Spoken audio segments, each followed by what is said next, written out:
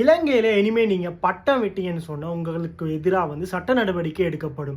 கேட்கும்போது ஒரு இன்ட்ரெஸ்டிங்கான ஒரு விஷயமா இருக்குது தானே. இது என்ன நடவடிக்கை அப்படின்னு விரிவாக பார்க்க போனீங்கன்னு சொன்னால், கட்டுநாயக்க ஏர்போர்ட் இருக்குது தானே. இந்த கட்டுநாயக்க ஏர்போர்ட்டுக்கு பகுதியில் உள்ள இடங்களில் வந்து நீங்கள் பட்டம் விட்டீங்க அப்படின்னு சொன்னால் உங்களுக்கு எதிராக வந்து சட்ட நடவடிக்கை எடுக்கப்படும் என கட்டுநாயக்க விமான நிலைய பிரதானி ஒருவர் அருண ராஜபக்ச அவர்கள் வந்து தெரிவித்திருக்காரு.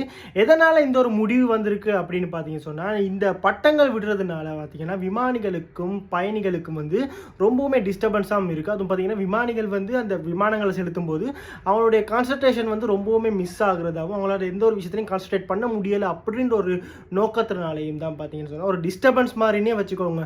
அவங்க அந்த விமானங்களை செலுத்தும் போது அந்த ஒரு விஷயத்தினால தான் இந்த ஒரு நடவடிக்கையை மேற்கொண்டிருக்காங்க.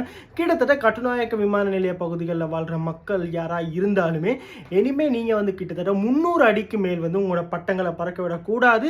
அப்படி பட்டங்களை பறக்க விட்டீங்கன்னு சொன்னால் உங்களுக்கு எதிராக கடுமையான சட்ட நடவடிக்கை ஏற்படுத்துவோம் அப்படின்னு சொல்லியிருக்காங்க. மக்களுடைய உயிர்களுக்கு எந்த விதமான ஒரு ஆபத்தும் வரக்கூடாது அப்படின்ற ஒரு மிகப்பெரிய ஒரு கொள்கையை முன்வச்சு தான் வந்து இந்த மாதிரியான சட்டங்களை வந்து முன்னெடுத்து வராங்க. ஸோ பட்டம் விடுறது இனிமேல் வந்து பார்த்தீங்கன்னா இந்த கட்டுநாயக்க விமான நிலையத்துக்கு பக்கத்தில் மட்டும்தான் விட முடியாது, தவிர இலங்கையில் வேறு எங்கேயுமே பட்டம் விடலாம்.